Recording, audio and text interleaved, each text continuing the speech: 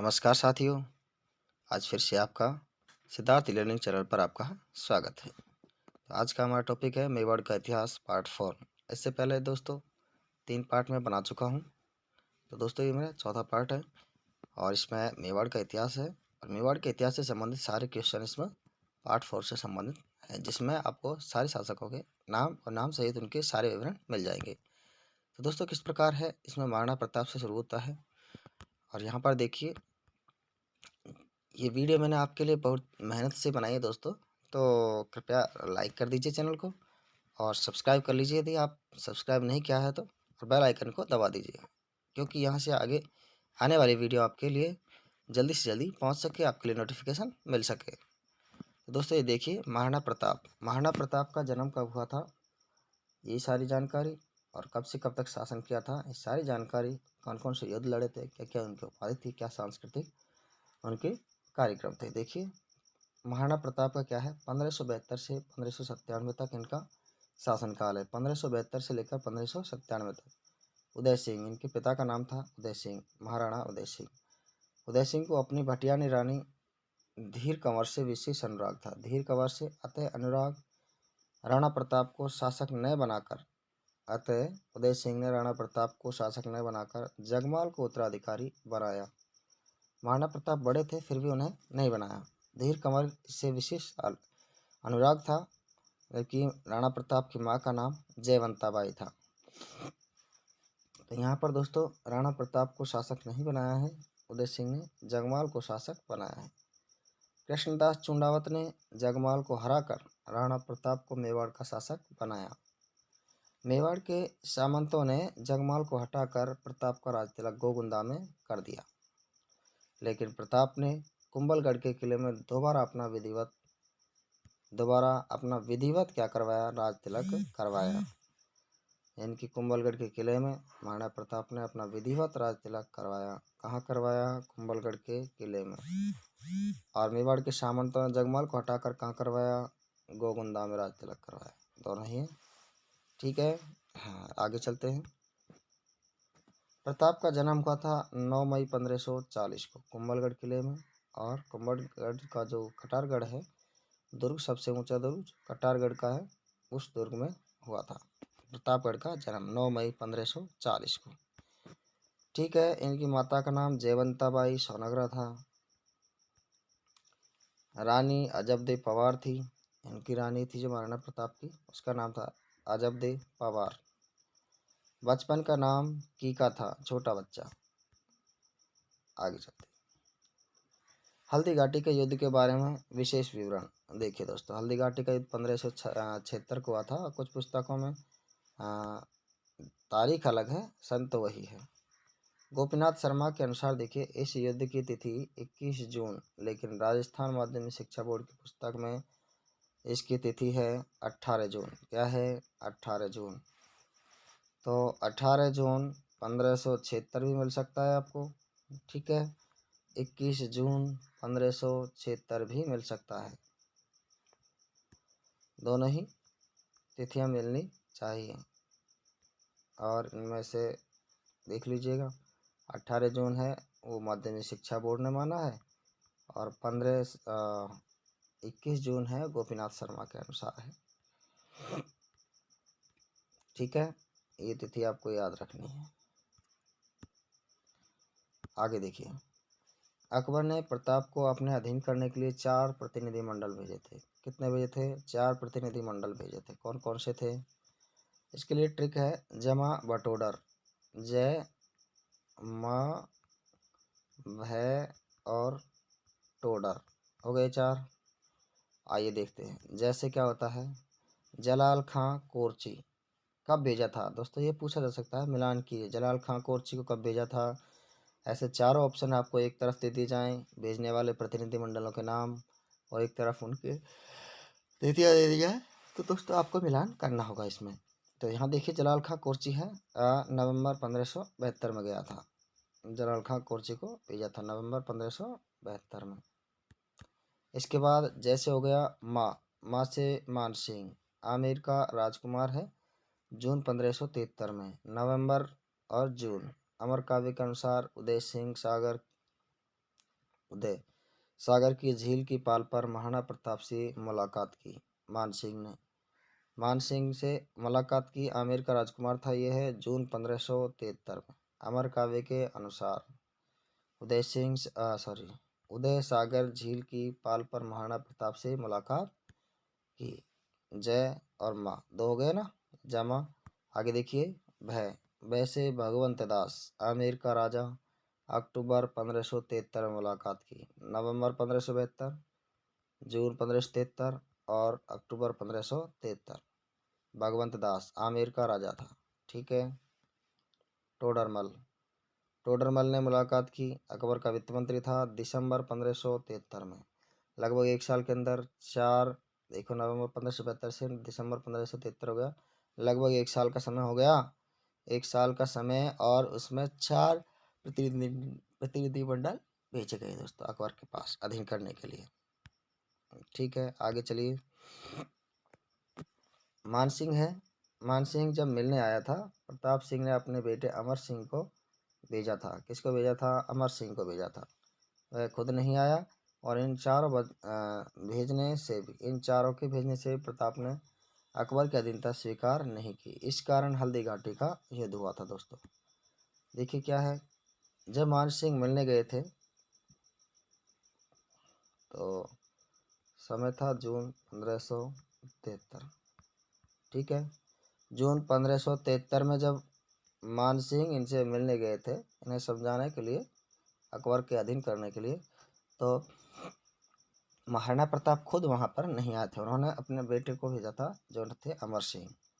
ठीक है, इस कारण फिर मिलने नहीं आए, तो स्वीकार नहीं करने के कारण हल्दी घाटी का युद्ध हुआ था। आगे देखिए, हल्दी घाटी का युद्ध का विवरण राजसमंद में हुआ था। 18 जून 1576 को हुआ था। ठीक है, अकबर के सेनापति कौन कौन थे? तो मान सिंह और आसिफ खान। अकबर के सेनापति मान सिंह और आसिफ खान। मान सिंह का यह पहला स्वतंत्र अभियान था। हल्दी घाटी का युद्ध 18 जून 1576। इस युद्ध से पूर्व मुगल सेना ने मांडलगढ़ में रहकर युद्ध की तैयारी की थी, और कुछ महीनों की तैयारी के बाद मुगल सेना राजसमंद के मोलेला गांव में पड़ाव डालती है। ठीक है दोस्तों, मोलेला गांव जो टेराकोटा के लिए प्रसिद्ध है, मिट्टी की मूर्तियों के पकाने के बाद में जो बनती हैं उन्हें टेराकोटा कहते हैं, टेराकोटा के लिए प्रसिद्ध है। आगे देखिए, जब राणा प्रताप ने ये समाचार सुना, तो वह भी सेना सहित लोसिंग गांव में, ठीक है, कहाँ पर पड़ाव डाला? लोसिंग गांव में। लोसिंग गांव, और यहाँ पर है मोलेला गांव। ठीक है, अपना पड़ाव डालता है महाराणा प्रताप। आगे देखिए दोस्तों, यदि वीडियो लाइक नहीं की हो तो प्लीज़, इतनी मेहनत के लिए लाइक और शेयर और सब्सक्राइब तो बनता है दोस्तों, तो प्लीज़ वीडियो को लाइक और शेयर सब्सक्राइब कर दीजिए अपने दोस्तों के लिए, और हम आगे बढ़ते हैं। देखिए, मुगलों की तरफ से हरावल का नेतृत्व कौन कर रहा था? प्रश्न यहाँ से बहुत ही इम्पोर्टेंट है। मुगलों की तरफ से और महाराणा प्रताप की तरफ से हरावल सेना का नेतृत्व कौन कर रहा था? देखिए, हरावल सेना का नेतृत्व यहाँ मुगलों की तरफ से कर रहा था जगमाल कछवाहा। कौन कर रहा था? जगमाल कछवाहा। ठीक है, आगे देखते हैं। मेवाड़ की तरफ से हरावल का नेतृत्व कौन कर रहा था? हकीम खां सूरी और पूंजा भील दोनों कर रहे थे, और यहाँ पर जगमाल कछवाहा कर रहा था। ठीक है, आगे देखते हैं। 18 जून 1576 को अल सुबह, यानी कि सुबह सुबह, युद्ध की रणभेरी बज उठती है। राजपूतों का पहला वार इतना जोशीला था कि मुगल सेना के पांव उखड़ने लग गए। राजपूत सेना ने इतना गजब तरीके से पहला वार आक्रमण किया था दोस्तों, कि मुगल सेना के तो पांव भी उखड़ने लग गए थे। ठीक है, आगे देखते हैं। 18 जून 1576 को याद रखिए। निहत्तर खां ने, फिर है निहत्तर खां। निहत्तर खान ने मुगलों की भागती हुई सेना को प्रोत्साहित किया था, और कहा था कि अकबर रणभूमि में आ रहा है, अकबर रणभूमि में आ रहा है। भागते मुगल सैनिक बनास नदी के कांठे में स्थित सकरी घाटी, जिसे रक्तताल या हल्दी घाटी कहते हैं, उसमें आ डटे। मुगल सैनिक है।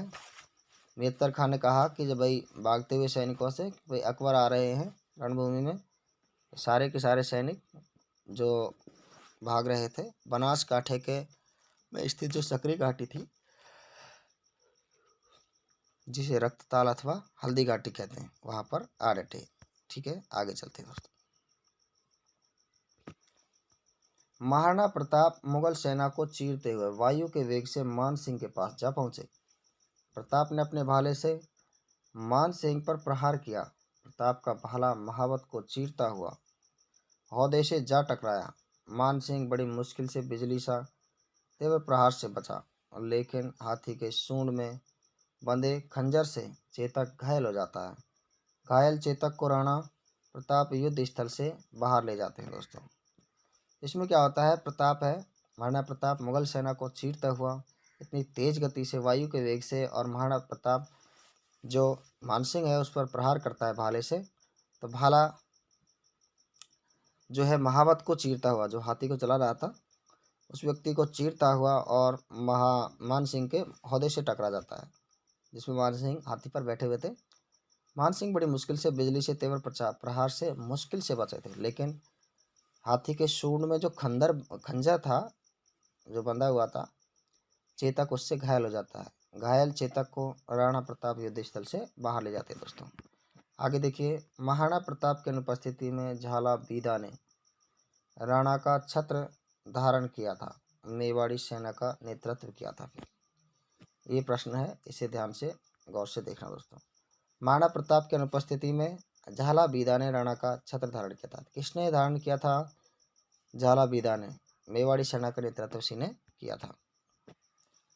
महाराणा प्रताप के घोड़े चेतक की समाधि कहाँ पर बनी हुई है? बलीचा गांव में। कहाँ बनी हुई है? बलीचा गांव। अच्छा देखिए, इस अलबदायूनी ने, इस युद्ध में अलबदायूनी मौजूद था। कौन? इतिहासकार है अलबदायूनी मौजूद था। इसने युद्ध का वर्णन मुंतखब उत तवारीख में किया है। हल्दी घाटी युद्ध का वर्णन किया है मुंतखब उत तवारीख में। आगे देखिए दोस्तों, प्लीज़ सब्सक्राइब या लाइक या शेयर बटन दबा दीजिएगा दोस्तों। वीडियो यहाँ से आगे बहुत ही गजब होने वाली है। हल्दी घाटी का युद्ध चल रहा है और महाराणा प्रताप किस प्रकार से युद्ध लड़ रहे हैं। देखिए दोस्तों, यह युद्ध हाथियों के लिए भी प्रसिद्ध था। देखिए हाथी कौन कौन से थे। यह युद्ध हाथियों के लिए प्रसिद्ध था। ठीक है, हाथियों के लिए प्रसिद्ध था। मेवाड़ की तरफ से भी हाथी थे, लूणा और राम प्रसाद। लूणा और राम प्रसाद, मेवाड़ की तरफ से लूणा और राम प्रसाद हाथी लड़े थे। और अकबर की तरफ से लड़े थे गजमुक्त, रणमदार और गजराज हाथी।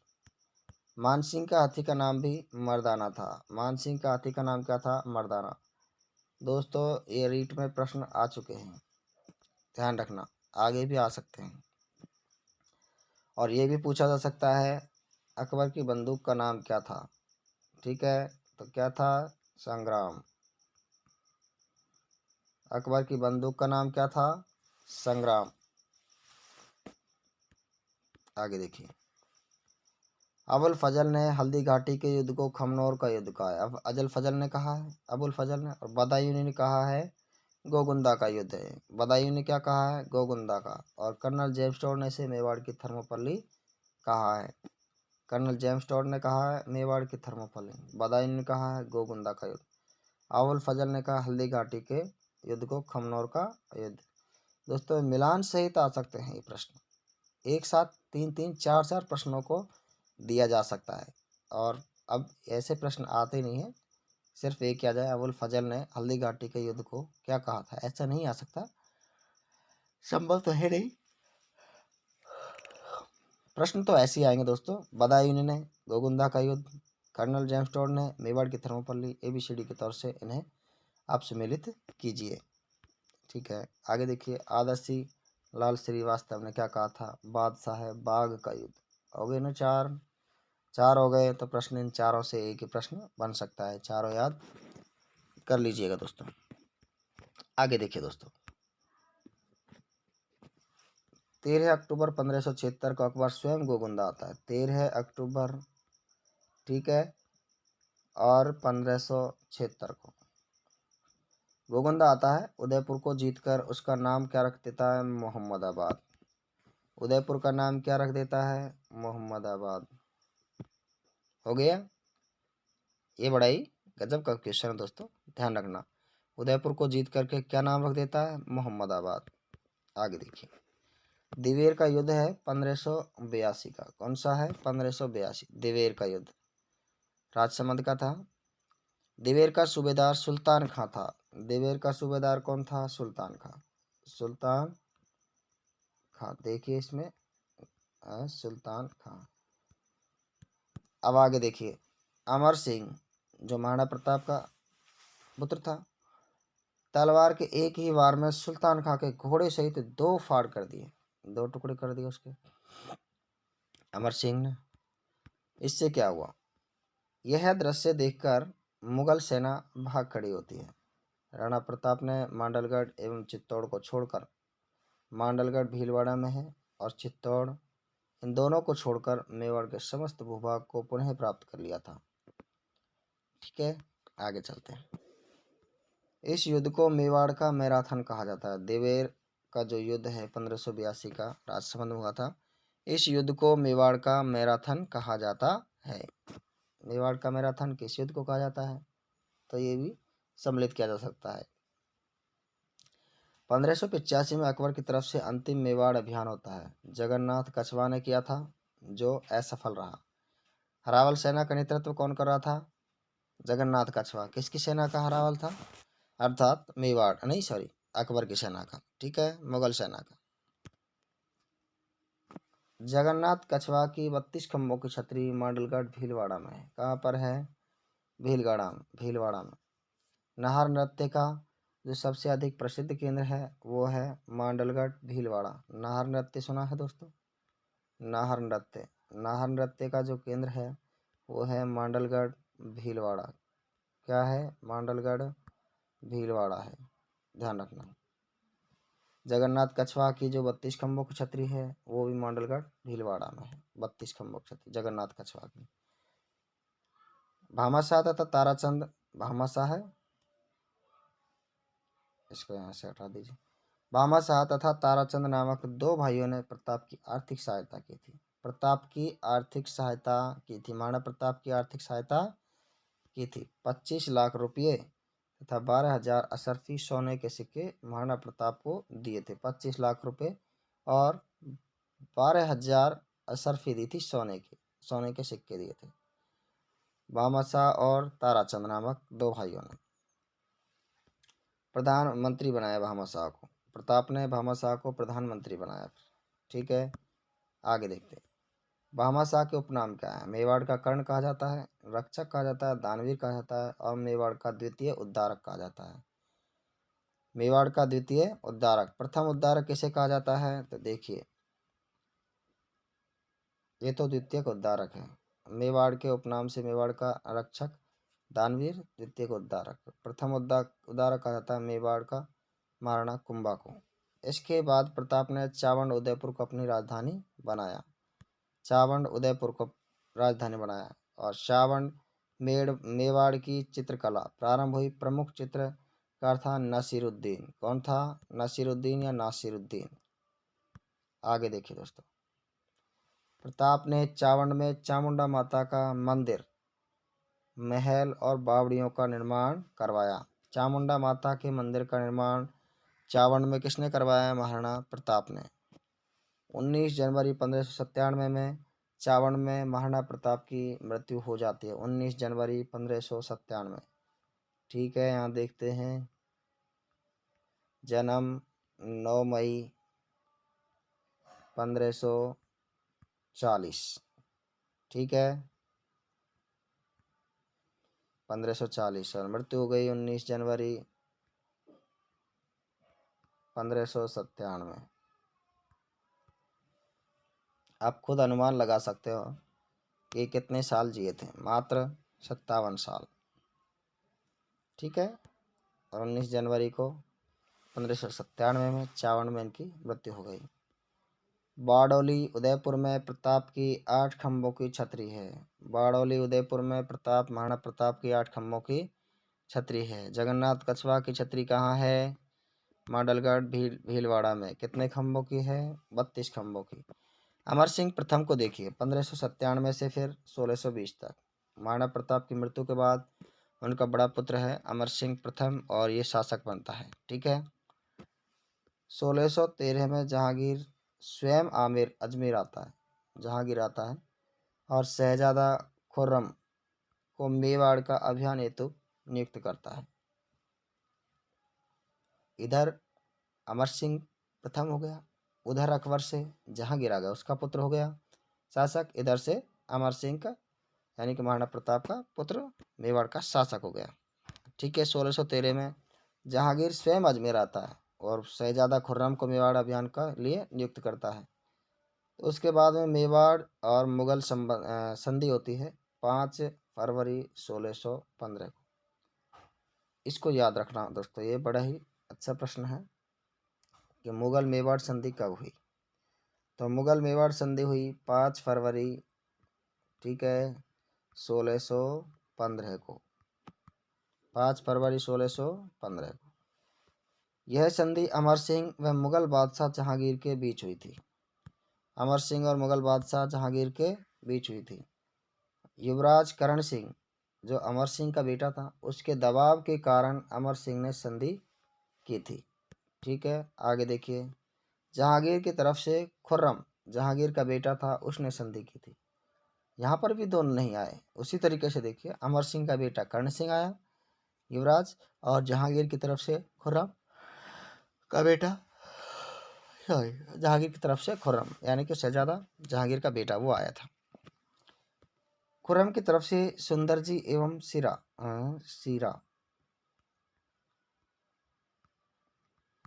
सिराजी आए थे। खुर्रम की तरफ से सुंदर जी एवं सिराजी नियुक्त हुए थे। मेवाड़ की तरफ से संधि का प्रस्ताव लेकर के शुभकरण व हरिदास झाला गए थे, और खुर्रम की तरफ से सुंदर एवं सिराजी आए थे। शुभकरण और हरिदास झाला इधर से आए थे मेवाड़ की तरफ से। 1615 ईस्वी में चित्तौड़ को अपनी राजधानी बनाया था अमर सिंह ने, और संधि की कुछ शर्तें थी। नंबर 1, मेवाड़ का राणा मुगल दरबार में नहीं जाएगा, बल्कि उसके स्थान पर युवराज जाएगा। राणा नहीं जाएगा, उसके स्थान पर कौन जाएगा? युवराज जाएगा। आगे देखिए दोस्तों, मेवाड़ मुगलों को 1000 घुड़सवारों की सहायता देगा। मेवाड़ मुगलों को 1000 घोड़ों की सहायता दे घुड़सवारों की सहायता देगा। चित्तौड़गढ़ का किला है, उसको वापस दे दिया जाएगा। चित्तौड़गढ़ का किला उसको वापस दिया जाएगा, लेकिन मेवाड़ उसका पुनर्निर्माण नहीं करवाएगा। चित्तौड़गढ़ का किला तो मिलेगा, लेकिन उसका पुनर्निर्माण नहीं होगा दोस्तों। मेवाड़ के साथ में वैवाहिक संबंध स्थापित नहीं किए जाएंगे। युवराज कर्ण सिंह मुगल दरबार में हाजिर हुआ। युवराज कर्ण सिंह मुगल दरबार में हाजिर हुआ। जहांगीर ने उसे 5000 का मनसबदार दिया। जहांगीर ने प्रसन्न होकर अमर सिंह व कर्ण सिंह की मूर्तियां आगरा के किले में लगवाई थी। बाद में औरंगजेब ने उन्हें गिरा दिया था। टॉमस रो ने कहा था संधि के बारे में, मुगल बादशाह ने मेवाड़ के राणा को समझौते से अधीन किया है, ना कि ताकत से। किसने कहा था ऐसा? टॉमस रो ने। कर्ण सिंह की बात करते हैं तो 1620 से लेकर के 1628 युवराज कर्ण सिंह, अमर सिंह के बाद में 1620 से 1628 तक कर्ण सिंह शासक बनता है। यह मेवाड़ का पहला शासक था जिसके लिए राणा की पदवी का फरमान मुगल दरबार से आया था। 5000 का मनसब भी आया था। प्रश्न बड़ा ही गजब है। मेवाड़ का ऐसा शासक कौन सा था जिसके लिए राणा की पदवी का फरमान मुगल दरबार से आया था और मनसब भी 5000 था? जवाब क्या होगा? कर्ण सिंह। क्या होगा? कर्ण सिंह। ध्यान रखना दोस्तों, यह मेवाड़ का पहला शासक था, राजकुमार था, जो मुगल दरबार में उपस्थित हुआ था। शासक और राजकुमार दोनों एक ही व्यक्ति। और कौन था? कर्ण सिंह। इसने उदयपुर में जग मंदिर महलों का निर्माण करवाया था। उदयपुर में जग मंदिर महलों का निर्माण युवराज कर्ण सिंह ने करवाया था। 1623 से शाहजहां ने अपने पिता से विद्रोह के दौरान इन्हीं महलों में रुका था। विद्रोह करने के बाद में शाहजहां, खुर्रम जिसे कहते हैं, इससे पहले देलवाड़ा के जैन मंदिर के महलों में रुका था। देलवाड़ा के महलों में रुका था, मंदिर नहीं महलों में रुका था। उदयपुर में कर्णविलास व दिलखुश महल बनाए थे कर्ण सिंह ने। उदयपुर में कर्णविलास व दिलखुश महल बनाए थे। जगत सिंह प्रथम की बात करते हैं, 1628 से 1652 में आता है। जगत सिंह प्रथम, इसने जग मंदिर के महलों का निर्माण पूरा करवाया था। जो कर्ण सिंह ने शुरू किए थे, अधूरे रह गए थे, पूरा जगत सिंह प्रथम ने करवाया था जग मंदिर महलों का निर्माण। इन्हीं के नाम पर इनका निर्माण भी हो रहा था। इसने उदयपुर में जगदीश मंदिरों का निर्माण करवाया। पंचायत शैली का है वो मंदिर और यह भगवान विष्णु को समर्पित है। उदयपुर में जगदीश मंदिर पंचायतन शैली का है और यह भगवान विष्णु को समर्पित है। उस मंदिर के वास्तुकार भाणा एवं मुकुंद थे और अर्जुन की देखरेख में कार्य पूरा हुआ। उस मंदिर के वास्तुकार कौन थे? भाणा एवं मुकुंद, और अर्जुन की देखरेख में यह कार्य पूर्ण हुआ। इस मंदिर की जगन्नाथ राय प्रशस्ति का लेखक कौन था? कृष्ण भट्ट था। इस जगन्नाथ मंदिर की जो है प्रशस्ति, उसका लेखक था कृष्ण भट्ट। कौन था? कृष्ण भट्ट। जगन्नाथ राय प्रशस्ति का कृष्ण भट्ट। और आज प्रशस्ति का आगे बताएंगे कौन है? रणछोड़ भट्ट तेलंग। जगत सिंह ने पिछोला झील में मोहन मंदिर एवं रूप सागर झील का निर्माण करवाया था। जगत सिंह ने किसका निर्माण करवाया था? मोहन मंदिर एवं रूप सागर झील का निर्माण करवाया था। इसे सपने में बना मंदिर कहा जाता है। सपने में बना मंदिर किसे कहा जाता है? मोहन मंदिर को। किसे कहा जाता है? मोहन मंदिर। जगत सिंह की धाय माँ नौजूबाई। जगत सिंह की धाय माँ कौन थी? नौजूबाई। नौजूबाई ने भी एक मंदिर का निर्माण करवाया जिसे धाय माँ का मंदिर कहा जाता है। उदयपुर में है। धाय माँ का मंदिर कहाँ है? उदयपुर में। कहाँ पर है? उदयपुर में। किसने निर्माण करवाया था? नौजूबाई ने। किसने निर्माण करवाया था? नौजूबाई। किसकी धाय माँ थी? जगत सिंह की। किसकी धाय माँ थी? जगत सिंह की। इस प्रकार क्वेश्चनों को एक प्रश्न में एक लाइन में आपको कितने प्रश्न देखने को मिलते हैं, उसी प्रकार। तो देखिए, जगत सिंह प्रथम अपनी दानवीरता के लिए प्रसिद्ध राजा था। दोस्तों, वीडियो पसंद आई हो तो चैनल को सब्सक्राइब कर लीजिएगा। अधिक से अधिक आपको वीडियोज़, जो मेरी वीडियोज़ आने वाली हैं और जो निकल गई हैं, सारी वीडियोज़ आपको इस चैनल पर मिल जाएंगी। हाँ दोस्तों, मैं आपके एक बात कहना चाहता हूँ, यदि आपको PDF चाहिए किसी भी सब्जेक्ट की और कोचिंग सहित, आप कोचिंग का नाम डाल दीजिएगा। मैं वही नोट्स आपको PDF रूप में अपने Telegram channel Siddharth e learning, जो मेरा यूट्यूब चैनल है उसी के नाम से है, सिद्धार्थ ई लर्निंग, उस पर आपको देखने को मिल जाएंगे। कमेंट कर दीजिएगा दोस्तों। बहुत बहुत धन्यवाद होगा।